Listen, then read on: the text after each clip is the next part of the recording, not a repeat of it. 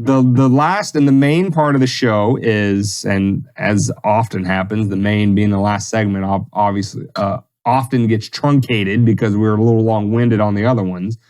But it's a happy occasion. Let's not bicker and argue about who killed who. Well, I'll tell you, Elon metaphorically killed quite a few people's hopes and dreams this week because as of, I want to say, October 27th, 2020. That's my grandma's birthday. Mr. Musk closed the deal on the purchase of Twitter. And the fallout was immediate. They've been on dates. They've been hitting it off, but she wasn't texting so much for a while. And then all of a sudden, she texted back one night, hey, what you up to? And then all of a sudden, they went out to an impromptu date and realized that they had been foregoing themselves what subtle vagaries of lust might give them. And then all of a sudden, they went home and made a freedom baby. Well, good for them. In true Elon fashion, he did it in trolling Elon form. When he walked into Twitter headquarters, you may have seen the headlines of this, he was carrying a sink with him. And the whole point was he was at Twitter now. Let that sink in. Oh. The guy's highbrow. He's not one of us. He realizes moments before they're even moments. And he's got it all set up. He's a funny guy. Anyway, so as we alluded to in the Culture Corner segment of this episode, the Twitter blue checks are all in a tizzy. They are losing their shit. And I got to say, personally, right? We said in that segment, and you already know this probably from a lot of the material we cover on this podcast, is that with the WMD Twitter account, we follow a lot of blue checks, especially people that we vehemently disagree with, both on the left and the right. But I got to say, the ones on the left that are losing their mind, you got a snippet of that from the people behind the tribal social network. The amount of outrage, the hyperbole, and the things that they're saying about what Twitter is going to become under Elon's leadership and all that kind of stuff, just the total sheer amount and quality of the tears that are being shed over this all over social media is worth $44 billion. So for that, Elon, we thank you. You know what's fucked up about the situation? What? Is that they're afraid that Elon Musk is going to make Twitter into the thing that Twitter already was. Let that sink in. They're worried. Nice. They're worried. They're worried that he's going to take control of it and allow people to say things that they want to say. You mean the thing that Twitter was invented for? You mean the whole point of social media? No, we can't allow that. What if somebody says something that's mean or hurtful? Like, if you're unvaccinated, we don't care what happens to you. You should go fucking die. I should be allowed to say that, shouldn't I? I should be allowed to say that maybe the age of consent isn't necessarily 18. Maybe it should be a little bit lower. Maybe we should make a movie. Which, by the way, for the people that are going to soundbite that and the people that are going to out of context that, what we're pointing out is all of the things that people do say that are abhorrent and are allowed to stay on that platform. But if you say the opposite, like maybe people should have the freedom of what they put in their body, or maybe we shouldn't be feeding hormones and chopping the parts off of children or objectifying them in some way that seems acceptable to, people that would make movies about it, as we talked about last week, all of that kind of stuff. That's allowed on there, but not to say that those things are bad. Sorry, David. I just had to step in there because I know that's going to get sound bit. I can see it in the future. He's my lawyer. I can see it in the future. He's our lawyer. They're going to say, oh my God, they wanted, blah, blah, blah. No, we're saying that those are the things that's allowed on there. That's terrible. Anyway, David, back to you.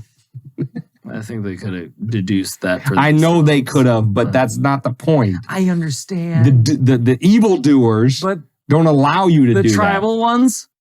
David, you ever heard of the old saying, if you're explaining, you're losing? What were you That's doing? exactly what they want to. No, I know. I'm doing it now. So losing right there. Right, 2 seconds so ago. we don't have to do it in 10 years. In 10 years, I'm just going to say, I'm going to say, refer back to the same episode. Is that they're terrified that the other side is going to do to them what they've been doing to the other side. Yes. They are losing control of a platform. So they're saying, I'm taking my ball and I'm going home. If you want to play more basketball, you have to come to my home. And it's totally cool. We have like pizza rolls and like we all use all the pronouns that you want us to use. And it's going to be totally great. It's going to be totally great. But they don't realize that they're the worst person on their team, that the only reason they really invited this person is because they had the ball. So we had to play with them. So they didn't realize they're the last one picked and yada, yada. They weren't aware of themselves, hence them creating tribal Twitter. Kind of on the nose, isn't it? And again, they don't care to take heed of their own words because they never take responsibility for them. They just keep moving the goalpost every day. So again, it's hard to take these people seriously that don't care to take things seriously. They just make things up and then they make it up and then they make it up and then they make up that you're making things up and then they make it up. Which by the way, if that's what you want to do, awesome, go for it. No harm, no foul, because the freedom to associate is also has a corollary of the freedom to disassociate. So you can hang out with all of the people that you like and agree with, and if that's the only people you want to hang out with, cool. You're able to do that. And in so doing, what are you also doing? You are disassociating with those people that you don't like and you disagree with. And that's fine. There's nothing wrong with that. That also doesn't mean that on WMD podcasts and other places, we can't also make fun of you for that and for being a soft little snowflake and having to go run away to your own safe space or whatever. And before, the tribal social kind of lefty sort of crowd starts saying, oh yeah, well, that's exactly what they did with Parler and Truth Social and all of that kind of stuff. It's a bit of a category difference when the people that went to go do those things, and again, not defending one way or the other, but just making an objective, factual observation, that the impetus behind those other, what we'll call nominally conservative platforms, right, that had to go away from Facebook and Twitter and stuff like that, is because the people that previously ran Twitter and the people that previously ran all of these social media companies were very ideologically homogeneous. And they were forcing out those right of center voices. They were canceling them. They were deplatforming them. And they were cheering the whole time they were doing it. So don't try to tell us that they weren't. So the Truth Socials, Parler people of the world were like, well, we've been kicked off of the main platforms. We're going to go make our own. That's subtly different than the tribal social group who says, well, I'm just upset that Elon took over and now we don't have our hegemony over all social media sites. And so now we're going to go make our own. A little bit different motivations there. But again, understand that the same rationale is the same. You're still running away and to join your own group and not talk to anybody else. But for those of us that are, I'm not even going to say we're in the middle as if to like put us in the middle of the political spectrum or anything like that, because libertarians are a whole different bird, let alone of a different feather.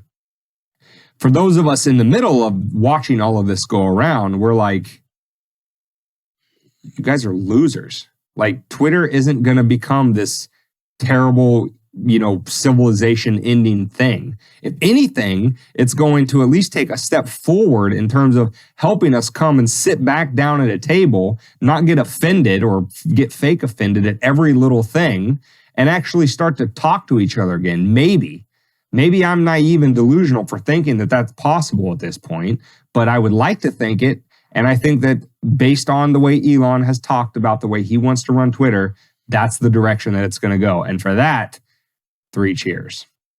Well, and then let's also not let it fall on deaf ears that the those people that were running Twitter so well, come to find out they weren't running it at all because they didn't even have, what was it, 2010? I think their security measures and protocols were like outdated to the point that it was to the 2010 standards, maybe 2012, 2014 max. Like they weren't doing anything to protect anything. And nowadays, at least. And on top of that, they couldn't even tell you how many bots they had and how many actual users they had, which I don't know, Dane.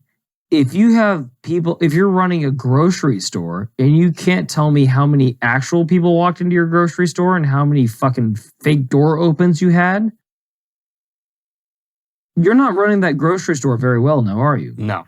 And if you can't control your basic product, which is human traffic on a social media platform that takes humans to interact with it, what are you really doing? Like, again, everyone refers to Twitter as the cesspool of social media. And there's a reason for it. Because it's just a fucking war. You could post that you got a coffee. Let's just say you got a coffee from an off-brand coffee store, saying I'm supporting my local businesses. Like, well, did you know that local business gets its beans from this place, which is also known for insider slave trading? Did you know that? And then all of a sudden, somebody else insider slave trading. That is how these people talk. I'm saying I've seen it once, and I was like, oh, that's a whole wave of shit that I can't be bothered with. So you can't post anything. You can just say, hey, it was a beautiful sun. It's like, did you know the sun's going to explode in like 10 years and vaporize everything in our solar system? So maybe the sun's racist because it's going to vaporize black people. Did you know that? Like, you can't do anything on Twitter without just a conundrum of follies and arguments and so on and so forth. So the people that were running it were clearly not running it appropriately. They couldn't give them the right diagnostics, which is what led to almost nuke the deal. He tried to buy it months ago, right? When was it? June, July, sometime in the summer? Yeah, when we covered it when it happened. He said, I'm walking away from this deal because you guys don't know what the fuck you're talking about. You can't even give me a basic layout of how you're running it or what you're running it with or what your basic numbers are or what your income is or what your just basic business running stratums. They couldn't answer any of his questions. So he backed out. And they said, oh, Elon backed out. He was scared. Well, apparently he wasn't because he came back and bought it. After, an investigation and heads rolling and this, that, and the other, he's acquired it now. So it took all that theatrics to acquire something that was broken from the beginning just to kind of flex his muscles and say, hey, here comes free speech again. Let's see it. And, oh, you doth protest too loudly if you have a problem with him saying, I want free speech to be free again. That was the whole thing that he was saying the entire time he was trying to buy it. It's like, I want there to be free speech again. And now you got to go create your own platform. Yeah, and I mean, on that free speech point, before I, make the last point that I wanted to say about this was like, these Twitter blue checks that are just... laughable? Fraudulent? The level of not only stupidity, but arrogant stupidity. When they start to get into this discussion about free speech and when, oh yeah, but free speech is only not to be prosecuted by the government, not a private platform, whatever. Well, where are you now? It's a private platform. Elon can do whatever he wants with it. Where are you now? Talking about your nuance between free speech, protection from government versus private. Like, first of all, everybody knows that. So shut up. You're not the first person that ever stumbled upon this argument. But second of all, his point is that he's going to open the window a little bit wider, and you're going to say that, oh, well, that just means he's going to let white supremacists and racists and bigots and everything back on. Well, pardon the rest of us suffering from severe boy who cried wolf syndrome, because you people call everything that disagrees. If you say the marginal tax rate should be 15.6% and I say, I think it should be 15.4%, and you call me a bigot or a racist or some other kind, that's how broadly you use those terms. So when you try to say he's going to let racists and bigots and everything back, again, I can't take anything you say seriously about the level or quality of the speech that he is or isn't going to allow on the platform, because you can't even take your own self seriously to stick to the actual meaning of words and use them precisely instead of just being outraged and trying to shut down conversation on anything. But they change the meaning of words all the time. That's the point. That's what I'm trying to say. Words don't matter to them. We are not in a recession. Despite the fact that we are actually in a recession. They just say, no, that's not the total thing. So if you don't hold yourself accountable to the literal definition that we've all agreed on for the past couple of years, how can we take you seriously on anything else? I'm sorry, I didn't interject. Go ahead. No, I know. I mean, the last thing I was going to say, though, is like, and again, this is tacking back onto that point of tribal where they call Elon a Putin. What do they call him? Fucking probably Putin. A Putin asset. Like a Putin asset. That's if exactly you ever hear that someone's connected with Russia and they're in terrorism, just go ahead and know. Track back to when I'm saying that their side isn't even being creative anymore. That's just their thing. When Hillary Clinton had a problem with Tulsi, she called her a fucking Russian asset. Yeah. When they lost the election to Donald Trump, they said Russia was involved. But anyway, be creative. The point we were making about that is you have to either be living under a rock or you have to be so hopelessly ingrained into your tribe's circle jerk that you don't hear anything outside of it to be able to make that statement. Very similar here is that I saw a tweet and it's going to be is going to have it up right here. Oh, dang it, I named him. Now he's going to be all happy and stuff. Fuck! Anyway, edit it out! We don't you. Yeah. Person that shouldn't be named. Edit it out or you're fired. Or you're fired. No, so I'm going to put it up right here. A tweet from Elon this week where he says, and I'm paraphrasing because I don't have it off top of head, but you'll see it right here, is he paraphrased something to the effect of saying that he's going to put together a board at Twitter now of people from what he said is going to be diverse backgrounds.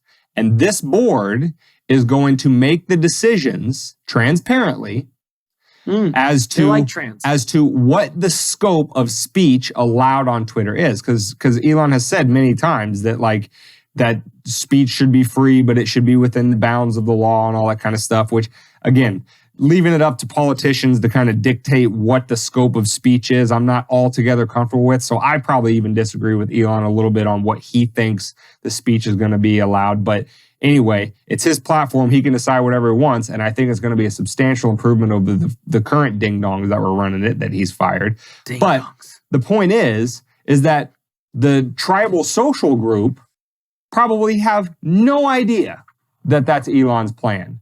In their mind, they have just decided that basically Elon is going to go around to the 5 remaining members of the KKK and a couple, skinheads and maybe, get some other racists from some other groups, all white, by the way, I'm sure they think. And that's who is going to be making all of the speech decisions, and that every other word on there is going to be the N-word or some transphobic thing or whatever. That's what they think Elon is going to do. When he said on Twitter, just this week, I'm going to put a board together of people from as diverse range of group as I possibly can. And the scope of speech on Twitter is going to be determined by that board. And nothing, no rules are going to be implemented at Twitter unless that board approves it. Now, we don't know if a single objector on the board means that the rule's not made, or if it needs to be unanimous, or it needs to be 51% or whatever. That's all going to come later. But the point is, he's told you how he plans to govern speech at Twitter, and it's not going to be an anything goes kind of situation, but you don't care, or you just don't know because you're already in your tribe.